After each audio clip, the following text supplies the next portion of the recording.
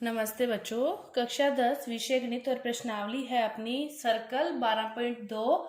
उसके जो last question रहते हैं 9, 10 और 11 उसके बारे में अपने इसमें हल करेंगे। तो सबसे पहले अपने 9वें क्वेश्चन को देखते हैं। क्या दे रखा है कि एक चतुर्भुज है, वो क्या है ABCD कोई शीर्ष है, उसके चारों शीर्ष है वो किससे गुजरते हैं, एक सर्किल से गुजरते हैं। और आपको क्या दे रखा है, जो AB है वो इक्वल है CD की। अब अपने चतुर्भुज को छोड़कर इसमें देखें वृत्त के अकॉर्डिंग, तो फिर AB और CD इसकी क्या होगी, जीवाएं होगी। AB और CD इसकी क्या होगी, जीवाएं होगी। और ये इसने क्या कहा है कि बराबर है, जीवाएं बराबर है दोनों कि दो जीवाएं बराबर है। तो एक ही वृत्त है और उसमें यदि जीवाएं बराबर होती है कि जीवाएं बराबर होती है तो उन जीवाओं के द्वारा फिर जो चाप बनता है वो चाप भी क्या होता है, बराबर होता है। चाप क्या होता है, बराबर होता है। समान जीवाओं के द्वारा जो अवधित चाप है वो समान होता है। अब जीवाएं बराबर है तो ABCD, तो इसका क्या मानने, फिर अपने AB का जो चाप है ये वाला और CD का जो चाप है ये वाला क्या होगा, बराबर होगा। कि चाप AB बराबर होगा चाप CD के, क्योंकि ये बराबर है तो चाप बराबर है। अब दोनों में क्या करें, अपने DA को जोड़ दें दोनों तरफ ही, कि पहले लिख लो चाहे जो चाप DA है वो क्या होगा, चाप DA के बराबर होगा। ये तो सेम ही है, जो बराबर ही है फिर तो। अब इसमें इसमें इसमें ये जोड़ दें तो क्या करें कि चाप AB प्लस चाप DA इक्वल टू होता है चाप CD प्लस चाप DA।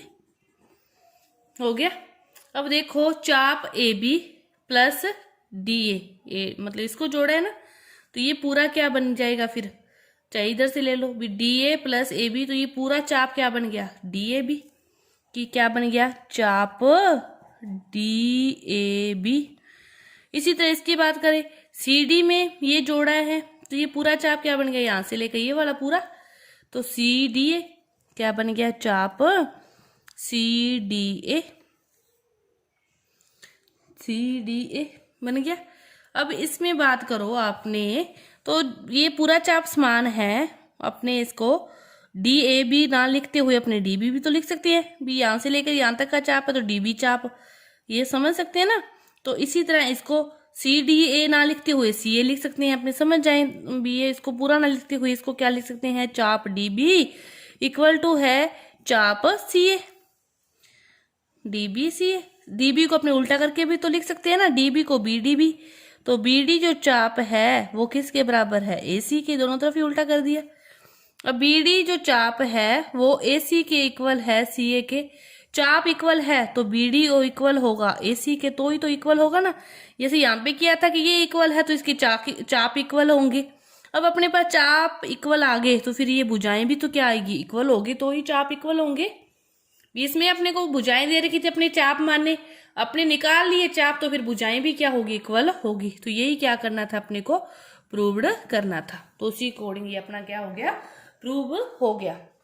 इसके बाद देखो 10वां क्वेश्चन।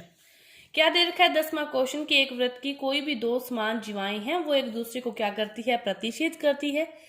सिद्ध करने हैं कि एक ही जीवा के जो क्रमित भाग हैं वो दूसरी जीवा के जो संगत भागों के क्रमशः क्या होंगे, बराबर होंगी। कि ये दोनों प्रतिच्छेद करती है तो AE इक्वल आएगा, ये कह रहा है CE के, और ED इक्वल आएगा BE के। ये आपको प्रूव करना है। तो देखो इसको प्रूव करने के लिए क्या करते हैं, सबसे पहले केंद्र से दोनों पर लंब डाला। केंद्र से जीवा पर जो लंब डालता है उसको दो समान भागों में विभाजित करता है। ये आपको पता है कि AL इक्वल होगा LV के, इसी तरह CM इक्वल होगा MD के, CM इक्वल होगा MD के, दोनों इक्वल होंगे। अब अपने इस त्रिभुज की बात करें OL और OME, दोनों त्रिभुजों की बात करें, दोनों को समरूप दिखाएं तो कैसे दिखाएंगे, देखो कि एक तो ये वाला जो दो समान जीवाएं हैं, समान जीवाएं हैं दोनों, तो केंद्र से दूरी क्या होगी, समान होगी। OL बराबर होगा OM के, कि जो OL है वो बराबर होगा OM के, क्योंकि ये क्या है, समान जीवाएं हैं तो उनकी केंद्र से दूरी क्या होती है, फिर समान होती है। ठीक है। दूसरी बात OE बराबर OE, क्योंकि ये कौन सी भुजा है, उभयनिष्ठ भुजा है। OE बराबर OE क्या है, उभयनिष्ठ भुजा है। तो फिर ये दोनों त्रिभुज क्या हो गए, समरूप हो गए कि त्रिभुज OLE समरूप है त्रिभुज OME दोनों त्रिभुज क्या हो गए, समरूप हो गए कि दो तो बराबर है ही है। तो फिर LE क्या हो जाएगी, ME के बराबर हो जाएगी कि जो LE है फिर वो क्या हो जाएगी, ME के बराबर हो जाएगी। दो भुजाएं बराबर है तो तीसरी भुजा बराबर होगी। समरूप है तो उनके समानुपातिक जो भुजाओं का अनुपात होता है वो क्या होता है, समान होता है समरूप होने के बाद। तो ये तीसरी बराबर आ गई क्योंकि ये क्या हो गए, समरूप हो गए, इसलिए तीसरी आ गई। अब ये आ गई तो अब क्या होता है, अपने को क्या दे रखा है कि AL बराबर है LB के, दोनों समान है, ये समान भागों में विभाजित होगी। तो ये इसके भी तो बराबर होगा कि जो AL है वो बराबर होगा CM के, कि दोनों समान भुजाएं हैं। केंद्र से जो इस पर लंब डलता है इसको दो समान भागों में विभाजित करेगा कि ये भी 10 है, ये भी 10 है, ये लंब डला तो ये भी 5 होगी, इधर वाली भी 5, ये भी 5, ये मतलब ये इसके भी बराबर है ना। अब इनकी क्या करें, इन दोनों को ऐड कर दें तो AL plus LE equal to CM plus ME। AL और LE को इक्वल किया तो ये क्या बन गया, AE। इसी तरह CM प्लस ME को इक्वल किया तो ये क्या बन गया, CE। AE जो बराबर आ गई CE के, इतनी भुजाएं बराबर आ गई तो शेष जो बच गया फिर एक ही भुजा है, समान भुजा है, तो फिर इसी चूंकि फिर वो जो बच गई ED वो भी बराबर होगी BE के, होगी ना। ये आपका क्वेश्चन नंबर 10वां। इसके बाद देखो लास्ट क्वेश्चन 11वां कि सिद्ध कीजिए कि दो समांतर जीवाओं के मध्य बिंदुओं को मिलाने वाला रेखाखंड वृत्त के केंद्र से होकर गुजरता है, वृत्त के केंद्र से होकर गुजरता है, ये सिद्ध करना है। तो देखो इसको सिद्ध करने के लिए दो समांतर जीवाओं के मध्य बिंदुओं को मिलाने वाला रेखाखंड, कि ये दोनों समांतर जीवाएं हैं, इनके मध्य बिंदुओं को मिलाने वाला रेखाखंड है। तो पहली बात अपने को पता है कि केंद्र से दोनों का मध्य बिंदु जो होगा, केंद्र से जो लंब डालते हैं वो जीवाओं को क्या करता है, दो समान भागों में विभाजित करता है, वो तो अपने को पता ही पता है। और दूसरी बात इसने क्या क्या है, अपने यहाँ पे कोई बिंदु एक बीच में रेखा और ले ली इसको प्रूव करने के लिए, तो एक त्रिभुज ये बन गया और एक त्रिभुज ये बन गया। अब देखो कि ये क्या है, दोनों समांतर जीवाएं, इसने क्या क्या है, दो समांतर जीवाएं हैं। दो समांतर जीवाओं को एक जीवा और काटे तो ये वाला जो बनते हैं कोण, इन दोनों कोणों का योग कितना होता है, 180 डिग्री। कि कोई भी दो समांतर जीवाओं को एक जीवा कोई भी कुछ काटते हैं तो उनके आंतरिक कोणों का योग कितना होता है, 180। और फिर ये दोनों होगी तो इसकी बात करें, ये भी तो इसके समांतर ही खींची है, तो ये वाला जो कोण होगा वो किसके बराबर होगा, इसके, ये वाला इसके, तो ये वाला इसके आ जाएगा। इधर तो कोई कोण बन नहीं रहा, वैसे इसी की बात करें ये वाला कोण होगा जो मतलब जेड आकृति बन रही है, ये वाली, ये क्या हो सकती है, एकांतर कोण, ये इसके बराबर है, ठीक है। अब इसकी बात करें तो ये वाला कोण इसके बराबर आएगा। तो फिर एक त्रिभुज है ये पूरा, ये वाला, इन दोनों का कोणों का योग अपने कह रहे हैं कि 100,